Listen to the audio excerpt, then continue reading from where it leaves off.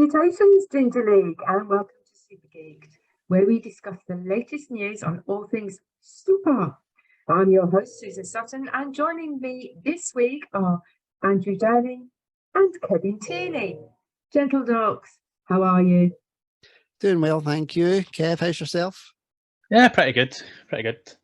Quiet day, kids at school, got a rest. It's quite good now that we can kick them out of the house, eh? I know, it's great. I know. I say, I'm just glad my eyes fixed again. Yeah, how is it? I see you're not wearing your dark glasses. No, I no longer look like a white Stevie Wonder. Oh, excuse me. Oh, bless you. My nose just decided to play up there. As if like to go, your eye's fine. I'm going to make sure some of your sinuses are still screwed. That's like what happened to me a few weeks ago. I was doing the intro and then it's like, no, I'm just going to sneeze. Oh, I remember that, yeah. Was that the final Super Fights, wasn't it? Yeah. Yeah. I had to jump in. But in fairness, it was good. We did a little bit of filming in the studio, didn't we, Kev? We couple of teasers for it for Super Ginge for 2023. Oh, yes, 2023. Yeah, I am actually planning on keeping this going. Yeah. What? And I can also celebrate. I got my very first podcasting course client, and it's actually paid. Woohoo! Well done. Congratulations on that. Yeah, definitely. It's very surprising. I looked in my business bank. I'm like, oh, I have a payment. Yes. Long may it continue. Yes, definitely. Well, and you'll have some good news to share yourself, Susan, as well, when the time comes. When the time comes, yes, it's as you'll know yourself, when things are happening behind the scenes, you've got to sign NDAs and everything else, and you just want to tell the world everything that's happening in your life at that time. And it's just like sitting on an ant's nest, you know. People know there's something going on and they're like, oh, come on, tell me. You know, I won't tell anyone. I'm sorry, I've known you for years, but I know what you like when you've had a drink. Yeah. And that is one of the reasons why I don't drink. Well, I rarely drink, but now, like if I go for a night out, if I have 4 drinks, I won't say I'm anybody's, but I'm so much more fun. You know what the irony is? Like we were actually talking about. Remember Matthew's mishearing? Well, the first time we met you, we were talking about your Audacity wasn't working, and then you said that you thought you needed, a certain thing, and Matthew had missed that part of it, and had been asking what your address was to come and sort it out. That's right. Yeah. We had a good laugh at that in the studio. Honestly, that was. It was a great day. I managed to persuade him that doing it over Zoom was a lot easier and more cost effective.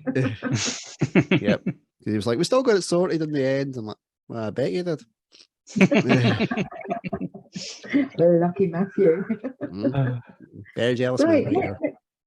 Right, let's go on. First of all, I want to say that, since actually doing this podcast with you guys, and I hate you for it because I really don't have time to do these things, but you've actually got me watching some of these films. And last week you happened to mention about The Invisible Man with Elizabeth Moss. Yep. And it just so happened it came on TV just a couple of days later. And I thought, I've got to watch this. And you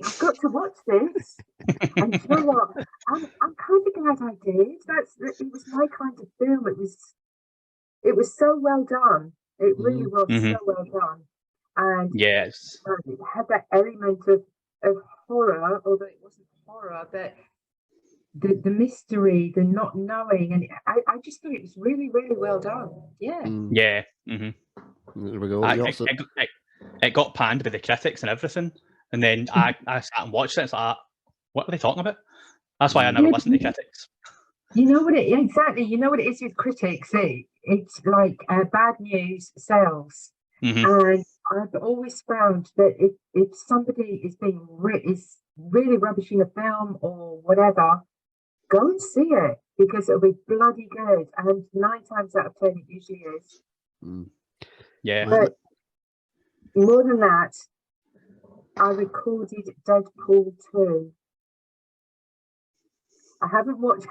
I know it is. I haven't watched it yet because I really am busy these days, and everyone will find out. Maybe on Friday. Friday, there's going to be a big announcement, but yeah, I've not watched it yet, but I've recorded it, so I will watch it. So I hate you guys for making me watch all these films. And we love you too. Right, okay, let's move on. What are your thoughts on the She-Hulk premiere? Kev, have you seen the She-Hulk premiere yet? I have seen the premiere, Right. and I was impressed, despite all the bad press it's been getting, and the 1-star reviews from non-like-minded people. It was good. The story base is there from the comics. Lines from the comics have been taken and just put into the show. They are going with her breaking the fourth wall, which, you know, Deadpool did do it first. But yeah, but not in the MCU. That's why I'm not in the MCU. Yeah. Took my Deadpool's thunder. But no, I thought it was good. I enjoyed it. I've obviously not seen it, but what intrigues me, and I'm just being a girly here, is the Hulk when he got angry, and it has been mentioned on Facebook. When he got angry, he got big, he got green, and his clothes just fell from his body. Is that the same with She-Hulk? Or No. do her clothes fit? Is it like she wears lycra, so they stretch with her? Well, the first time in the comics, the first time everything did rip off, but she kept her self. She wasn't like the angry, you know, just angry beast that was the Hulk, who was nothing but just anger. Whereas when she hulks out, she's still got her faculties about her. She still has her intelligence, and she can just do everything that the Hulk can do, but she can do it calmly, even though she's angry. Yeah. Basically, case it's still her, just green, and with muscles, and slightly taller. Whereas, like with a Hulk, it was just like gargantuan, Neanderthal beast, and just rage and anger. And they do kind of call that out in the premiere as well. Because it's got to the stage now where Hulk, you know, he's now been able to kind of combine the best of both worlds, the brain and the brawn. It's taken him decades to get to that point, and she's already there. And he's like, how? And she's like, well, I have to suppress my anger, like on a daily basis, getting catcalled, wolf whistled, told I'm not as good as a man, blah blah blah. So that's just normal for me. So they kind of rationalized it in a modern day kind of way, which don't get me wrong. So all the straight white guys, they were all like, he's had to deal with all this trauma as well. He tried to commit suicide. And I'm like, it's for the sake of the story. Let it go. So have you seen it, Andrew? Have you seen the premiere yet? Yes, I have. There's a lot of Captain America fans that are not too chuffed about a certain post-credit scene. For anybody that hasn't watched it, we are going to go into spoilers here. They finally reveal that, you know, Cap is not a virgin. He wasn't like waiting for his Peggy Carter. He was getting a bit of action back when he was back in the war effort.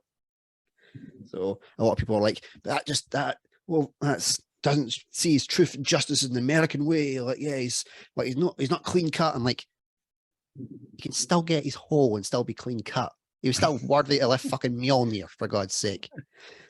A literal God's hammer, he was still able to lift, and he got his Nat King Cole. And if you look like Chris Evans, everybody's going to be lining up to try and shag you. So it was unrealistic to think that he wouldn't have got anything. But it played to Captain America's character that he didn't kiss and tell because he's old-fashioned gentleman. That's what we liked it. Yeah. Well, it was okay. Like, it's got kind of more of a She-Hulk's got kind of more of a sitcom-y vibe to it, I would say, at least from the first episode. But the reason that it is getting so many bad reviews is that while the audience have only had the premiere to go on, the critics got 4 episodes released to them. So they've seen the first 4 episodes before the general public has. And they say that the quality starts to dip as the episodes go on. But I would say that's a kind of a gist for most kind of Marvel series. There's always like there's either starts off crap and gets better, or it starts off good, gets crap, and then gets a bit better at the end. So there's always that kind of ebb and flow. But I'm just there's an issue with a certain costume for a character that's coming up in it that I'm not too chuffed about, which is actually probably the next topic. So let's get into that before my brain explodes. Yeah, the Daredevil costume change. Is it proof Netflix shows aren't canon? I personally think so.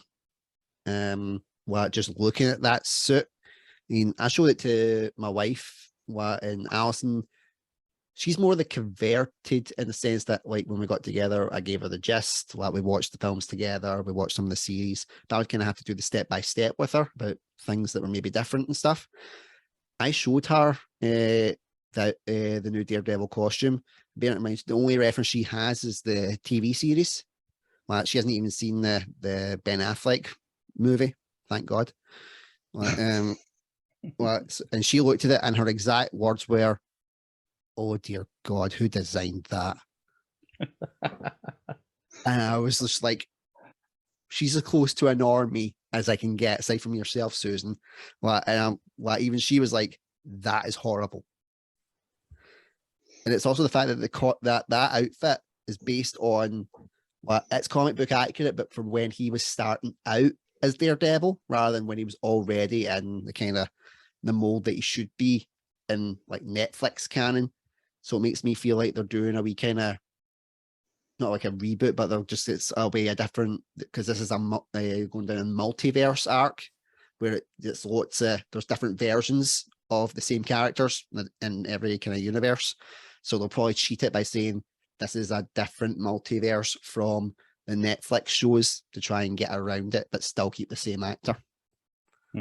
But still have him playing in the nice PG-13. Oh, happy. Bye. What about you, Kev? My thoughts are very much clear on it. If anybody's in our Super Ginge group post, you would have known my feelings on it straight away. Right, Kev, what about you? What do you think?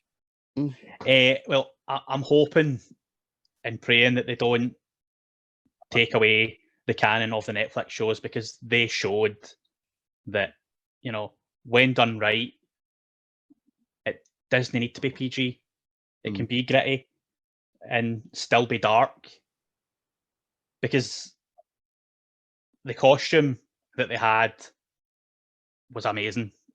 Yeah, I loved the costume. I thought it was just for, like, Susan's sake, it was just a kind of maroon red and kind of black kind of colors.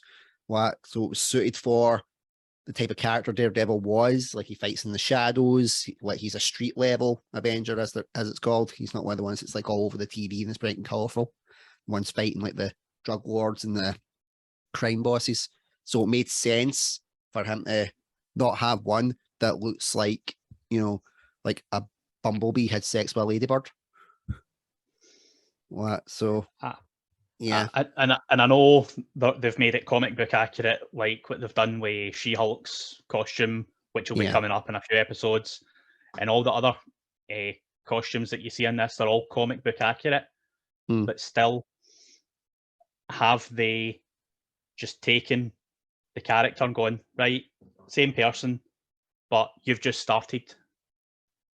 And it's like, no, he's had this history. He doesn't need to have an origin story again. We've had it. It was perfect. Just continue it. Yeah. And I think the first signs of trouble were with Hawkeye, when we saw Wilson Fisk come back. Like, Vincent D'Onofrio, brilliant actor, brilliant portrayal of Wilson Fisk in the Daredevil series. Very serious, very sharply dressed, smart, very intelligent, but very, like, violent man at his core. And he turns up in Hawkeye with a Hawaiian shirt on.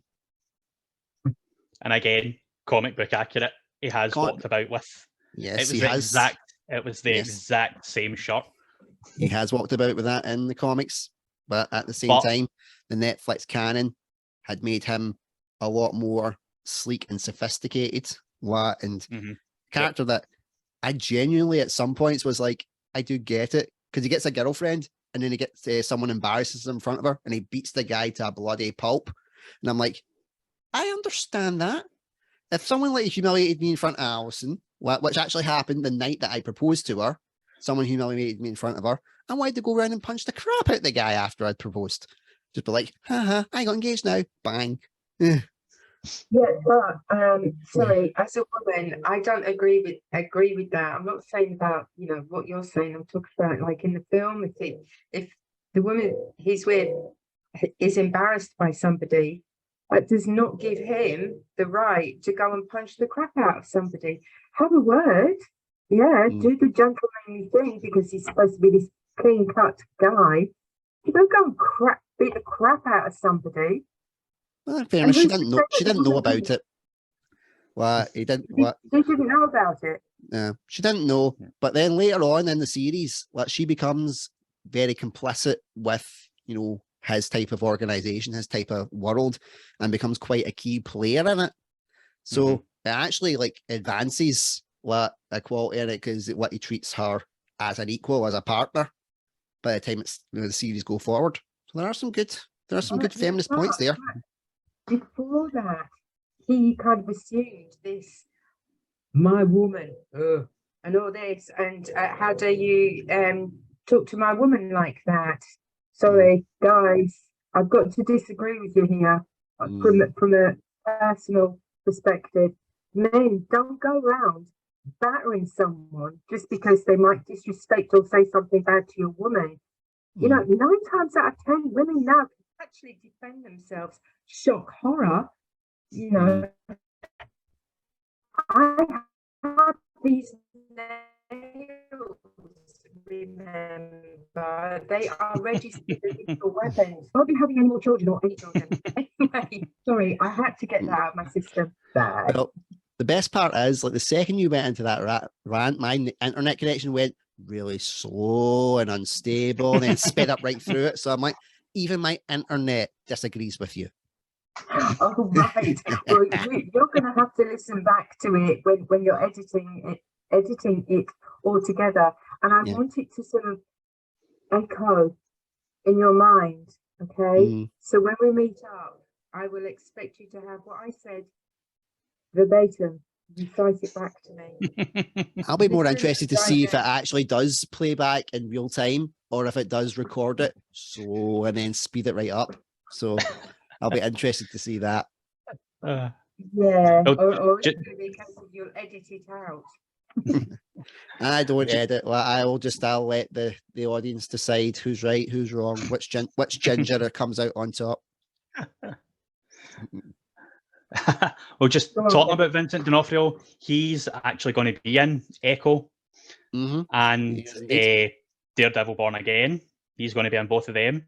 And there has been pictures released because they're getting filmed consecutively with each other because they interlink, the stories interlink for them. And he is with the white suit again. So hopefully we're not going to get too much of a difference. And you can't water down Kingpin. They tried, it didn't work. No, he is brutal and he's meant to be.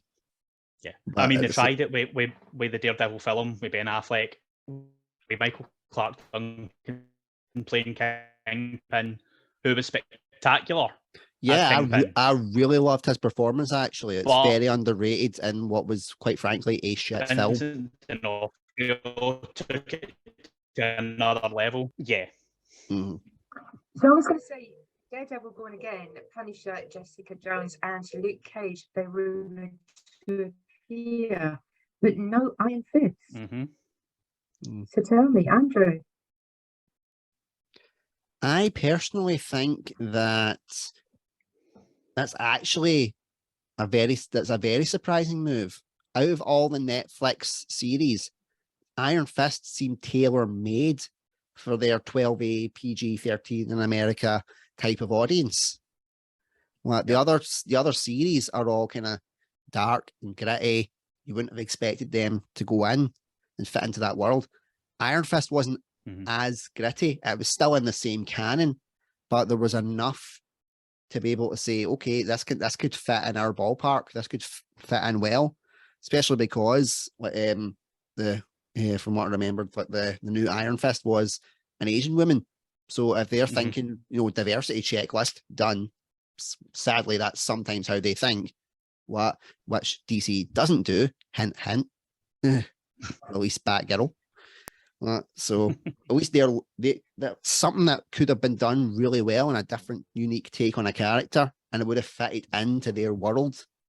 Because I mean, I don't know about you, Kevin. When I watched Iron Fist and they were talking about, how he's supposedly meant to have punched a dragon, and I was like, okay, it doesn't really fit into this street level kind of gritty style, but it would fit in with the MCU now because they've got all this multiverse crap going on.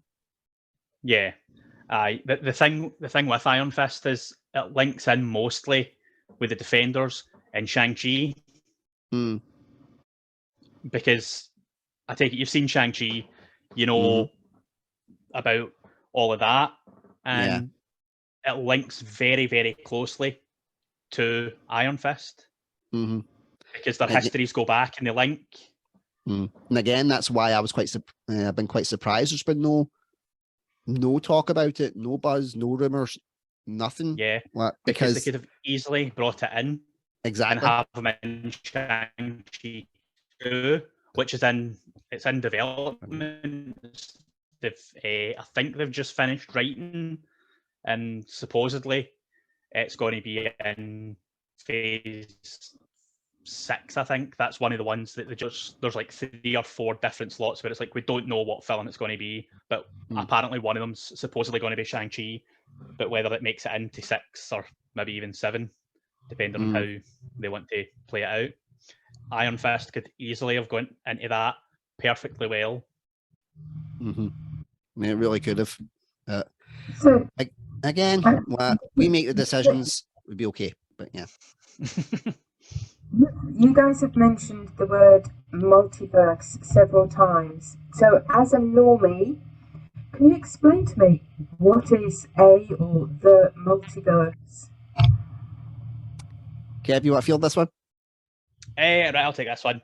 With the comics, they decide they have a story, a linear story, and then they go, oh, I've got an idea for this character. So what they do is they take the character and they put it in a different timeline that runs parallel. Different linear timelines interject in a multiverse. So it's different timelines. It's like parallel universes all running, and then they link every now and again because of something that Doctor Strange has done, or something that Thanos has done, or something. Yeah, basically think of the film Sliding Doors. Done, and they just link them, and you get like 3 or 4 different characters. Right. Right. Okay. It's a bit, yeah. It's like Sliding Doors. It's like separate. So it's like everything was linear, and then one character done a certain thing, so that timeline jumps off, and then they've done something else here. So it's like multiple different realities, and then eventually just converge. Right. Okay. Now I understand it. I mean, I'd heard the word several times before, but because I am a normie, I didn't really sort of take any interest in it. So I didn't try and research it or anything like that. But multiverse for an actor is great as well. Because for actors, like a multiverse, you can play a different interpretation of a character, and it really flexes your dramatic muscles and gets you to explore different sides to it. Like if you're playing a good guy, there could be an alternate reality where he's a total knob jockey, and you get to be a total arsehole without destroying your credibility as an actor. Which is brilliant. That's why a lot of trained actors love to do sci-fi and fantasy, because there's so many different possibilities that you can take with a character. It's the whole thing of no character really stays dead in sci-fi and fantasy unless you actually watch them die, and even then they could still pop up again in another reality. Right, okay. That's, I like the way you put that. That's really good. I mean, I like to play very different characters. Um, I can play a very soft, meek kind of character, but I like to play angry. I really do like to play angry. Maybe it's because I'm drawing on things that have been happening in my life, and I don't like to take things out on people because you end up taking it out on the wrong person, and you should never do that. But when you're acting, you can just get all of that out in an angry character and not mean anything to any particular person. Yeah, multiverse is good. Mm. Also means what more consistent work for an So, actor. Mm. Yeah. that's true. Yeah, yeah. Let's move on now to Carl Urban wants to play Dredd again, but will it ever happen? I hope so. I really hope Mm. so. Yeah. Kev, I'll let you the feel this one a bit more than me. The first Dredd film, Judge Dredd with Sylvester Stallone, it was good for what it was, but they tried to make it a buddy movie, and I don't think that worked as well. If they just kept to the story, which was a comic story, it would have been perfect. They didn't need the comedy, they didn't need the funny stuff coming in. They could have just kept it serious. And then they bring in Karl Urban, who smashes the role, makes Judge Dredd his own. And the best thing is, he never takes his helmet off, whereas Sylvester Stallone had the helmet on for like 12 minutes of the film. But Karl Urban kept that thing on for the entire film, and that's just amazing because it looked like a hefty helmet. Yep, and for Susan's kind of reference, that the whole point is that you've never seen the character in the comics of that without his helmet. So the second that Sylvester Stallone done it in Dredd, basically all comic book nerds went ape shit. It's like I remember looking at thinking, if you want to watch a comic book, if you want to watch a comic book style film with Rob Schneider and Sylvester Stallone, I highly recommend watching Demolition Man instead, with Wesley Snipes and Sandra Bullock as well. And yeah, that's just pure insane fun, pure like 90s style action movie fun. Whereas with Dredd, it was like, oh, okay. You can look back at it now as a so bad it's good kind of film. But then when you seen the Carl Urban interpretation, you were like, this is what it's made for. Super slow-mo, like blood and guts, and really, really strong female antagonist as well, played by Lena Headey. She's absolutely brilliant. She's terrifying. She is. And she really played on her Game of Thrones style acting of you never want to see like a character die. And if you do, they must be playing it really, really well and really strong. And she just gives a commanding performance. Even what was the name of the actress that played Dredd's sidekick? She was really strong as well. She was really good. Oh, I can't remember her name. Not remember her name for the life of me, but she was fantastic as well. A lot of female empowerment actually in that one. The sidekick came into her own. The antagonist was a badass. Who basically ran an entire street full of drugs and crime and prostitution and the whole shebang. A lot of female empowerment there.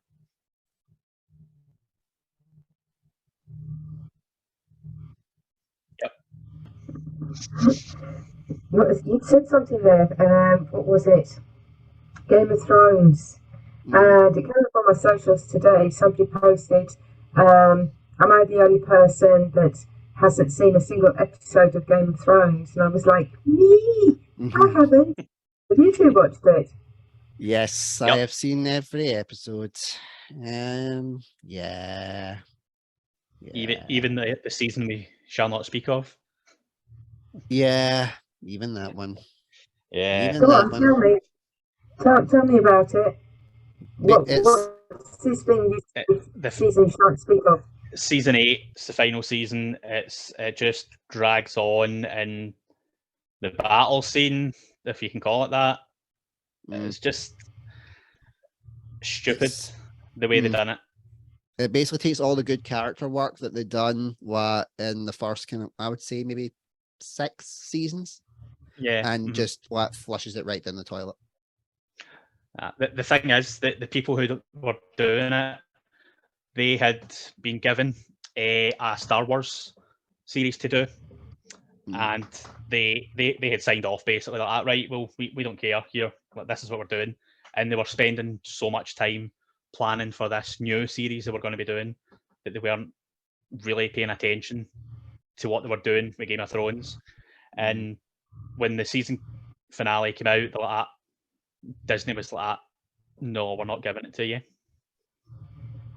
Justice Do you was think done. it was a case of because it had been so successful that they were just trying to drag it on as long as possible, and just got it wrong? They got complacent because they're like, oh, well, we've got this contract with Disney. We've won. And then Disney were like, we saw what you done with that last series, and we're not impressed. Yeah. It's also the fact that the early series had the books to work off of. Well, and there's a lot of good source material, obviously, from that. The later series didn't have it because George R.R. Martin, who writes the books, he hadn't wrote the conclusion for that yet. He gave them like the basic bullet points to hit, and the rest was up to them. And it just showed their inexperience. Oh dear. Yeah. Apparently, that House of the Dragon's looking quite good. Positive reviews in the first episode for that one. Yeah, I've still not seen it yet. Yeah, I'm kind of staying away from it. I got a bit burned out after the season that shall not be named, pardon the pun, because it involved dragons. But yeah, I was a bit kind of right. I'll leave it and see. But it's getting there. Early write-ups are good, and we know someone, Susan and I, who's going to be in that, more specifically their knee. Yes, Ron. Ron's knee. I still think we should set up an IMDb page for Ron's knee. It's got more credits than I do. I think we should have that discussion with him. Yeah, Ron's knee. Yeah, get a crowdfunder for Ron's knee. For people that don't know, and you probably don't know, Ron is a props designer, and he's done an awful lot of work on Game of Thrones, hence his knee being in it.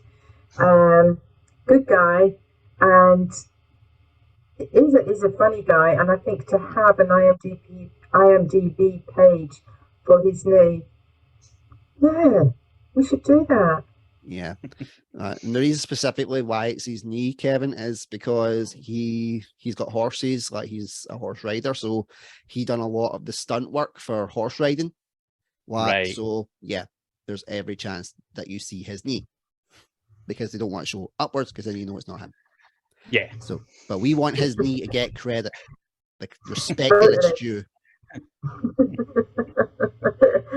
Absolutely.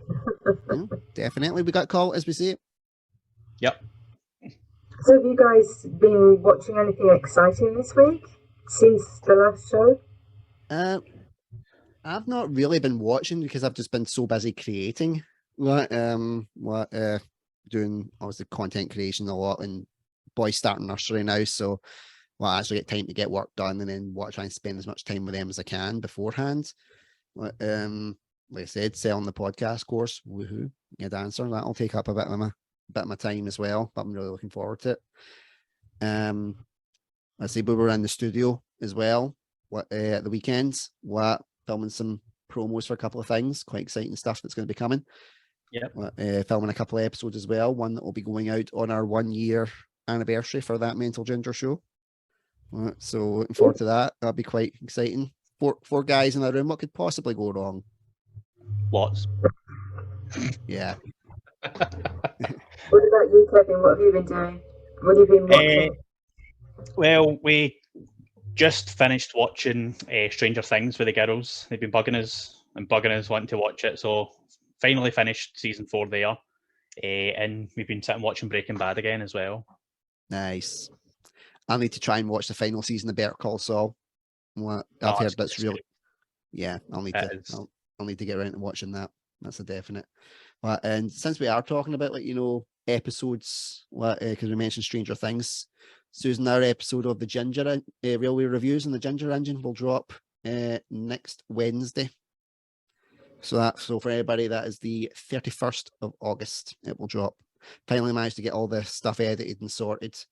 Well, and the reason I remembered that was because you'd mentioned that you hadn't seen Stranger Things, because we went off on a tangent talking about it, because Thomas, Frank, and I were high as balls on energy drinks. Yes. Especially Thomas. Hi, Thomas. Hi, Thomas. Again, we'll all be working on another project for the Ginger Engine as well, and that'll be revealed when the time comes. He's dragging me into everything. Have you noticed this, folks? It's Not just you, and Kev. I'm Well, getting dragged in as well. I'm cool. Oh, do you know? I've just reminded myself the scaredy cat stuff. You've started to promote Yes. that. Yes.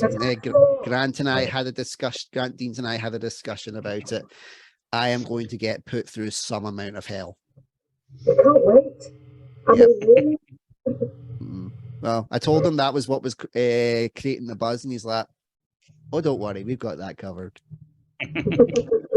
Oh, great. But we also got to go out to the Murrayfield Ice Rink for the Edinburgh Capitals documentary, so we got to do that as well. That was good. So we'll be starting filming on that soon. Looking forward to it. Brilliant. Anyway, we are fast running out of time. I can see from the Zoom producer. So Susan, the floor is yours to lead it out. Yeah. Sadly, we've come to the end of the show now. And as always, he's super, he's Ginger. And I've been your host, Susan Sutton. Bye-bye, everybody. See ya. Bye.